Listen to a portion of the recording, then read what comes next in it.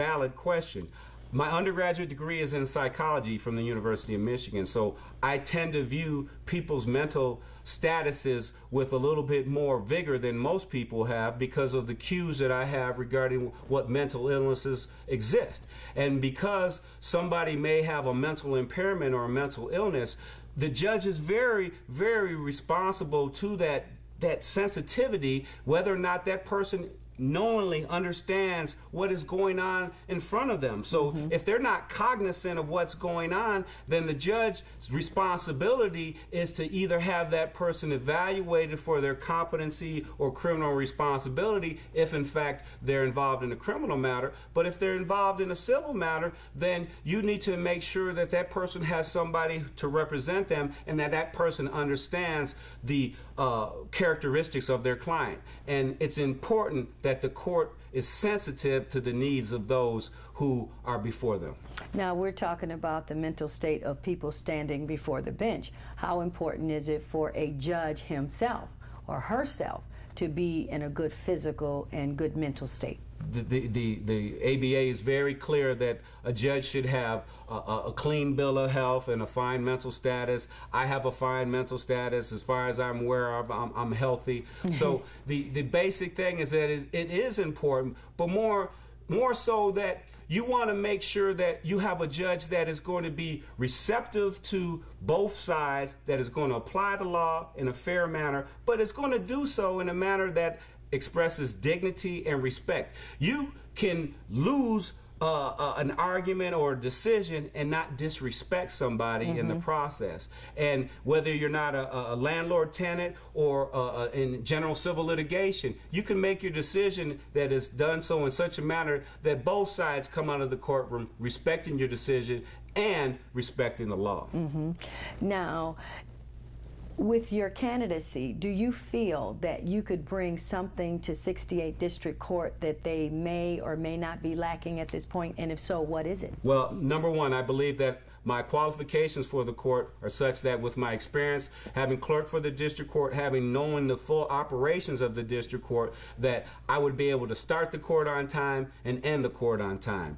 I would be able to ensure the public safety in the application of the law. We have high crime that's out here in the city of Flint right now, and one of the things that we have to do is ensure the public safety, and that insurance is going to be coming by the application of the law. If somebody has not passed the Michigan bar and does not understand the intricacies of the law, then they can't put it to use in their application of that law, but more importantly, it may mean that the public is not safe. And in doing so, that judge should be fair and open-minded with respect to how one is viewed in the law. There have, or has there been budget cuts with the district court in the city of Flint? There have been budget cuts in the city of Flint, and I do think with my prior background and experience having clerked for the district court that I could help in that budgetary process. More importantly, with respect to my oversight in the Genesee District Library, which is a $7 million operation, that I would probably be able to help the court streamline some things to save some money, but in doing so, that does not disrupt the public safety, that does not disrupt the administration of the court, and it doesn't have the feel that anything has been changed, but small things that do change will save people time and money. How many courtrooms and judges are currently within 68th District Court? Currently within the 68th District Court, there are 5 judges, and I believe there's 6 courtrooms actually, that one of them stands open.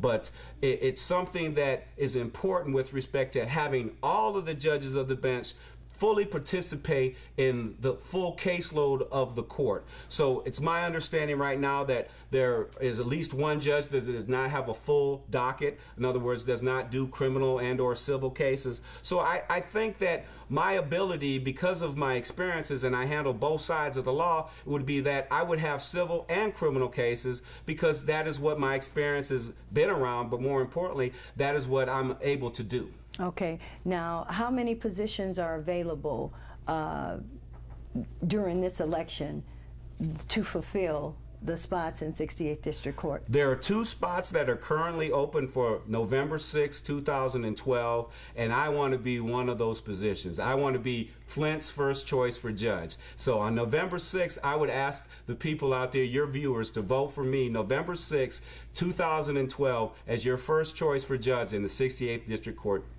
How long is the term for a district court judge? The district court judge's term is 6 years, and upon a successful completion of 6 years, then a person would, if they want or desire, would seek re-election. I wouldn't be concerned about re-election or anything of that time. What I would be concerned to is the day-to-day operations of the court, trying to make sure that I'm giving 100% on the job, 100% every day, and being 100% for the people of the city of Flint. Okay, and do you know who the chief judge is in 68th District Court? Well, actually, the chief judge is a circuit court judge, and that is Judge Ewell. Okay. And that was appointed by the Supreme Court Administrative Office. The chief judge pro tem is Judge William Crawford, and he is the underling of Judge Ewell. Okay, and how many candidates are running for those 2 spots? There are 4 candidates that are running for 2 spots. 2 are incumbent, and 2 are practicing attorneys, and I am one of them. Okay, and how do you feel that you are the best candidate? I mean, I heard you say you want to be their first choice for judge, and I'm sure that everybody running for those 2 positions want to be the judge. Tell me very specifically why you think that you deserve one of those spots. Very simply, Pam, I'm qualified, I'm dedicated, I'm fair, I'm the right man at the right time, which is right now. That's why on November 6th, I hope and pray for your vote. Okay, and is there anything else that you want to say to the viewers? We talked about the importance of voting in the primary and also in the general election. Is there anything else that you would like to say to the viewers in terms of what you're going to bring to court? I know you can't say certain things, so whatever you can't say, we don't want you to say it. But what else do you want to say to the voters?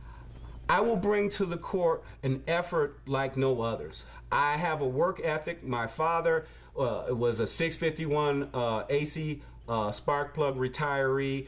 My first job, I was a caddy, and I rode 7.5 miles from living over on Flushing and Ballinger to Flint Golf Course one way to carry a bag, to come back home, to put my little $10 that I made, and in the process, I walked 5 miles. So in any given day, it would take me 20 miles or so to do my job and to come back home. So that same type of work ethic is what I would bring to the court, and that is I would start on time, I would end on time, I would apply the law as the law is, but more importantly, you want to treat people with dignity and respect, and to know that you are not above anybody. Mm-hmm. You are there for the people, by the people, of the people. Okay, so I think that this is going to be a very interesting race. So far, I can say that I haven't heard any negative campaigning, and normally that's what you hear when judicial races come about. Tell me, in your words, the importance of not running a negative race and running just on the issue and the fact of what you hope to bring to the bench. Well, many people want to go into the gutter, into the ditch, and talk about issues that are really not important. Mm-hmm. I'm going to talk specifically about the issues, and the issues are you qualified for the position? Are you dedicated to the community and to ensure the public safety? And are you fair to all of those in front of you? And I believe after you've thoroughly assessed me and my credentials that you will find that I am qualified, dedicated, and fair. I am the right man at the right time, which is right now, and that's why I will be your Flint's first choice for judge. Oh, wow. Now that's a pretty powerful closing statement right there. Well, I'd like to thank you so much for allowing me the opportunity to talk to you about your candidacy, and I had an opportunity to meet your lovely wife, and your children. So I want to thank you so much for that. Viewers, you've heard from Attorney Glenn Cotton. He's a candidate for 68th District Court Judge right here in your city, the city of Flint. Do me a favor before you go to bed tonight. Open your heart, your mind, your soul. Visualize what you can do to make this world a better place. What matters is love. What matters is you getting out to vote on that August 7th primary, and then back in November, voting in the general election. And that's all that matters. Love you, your community, and your vote. You've just heard from Pam Gerald. Thank you for tuning in. Thank you for supporting public access.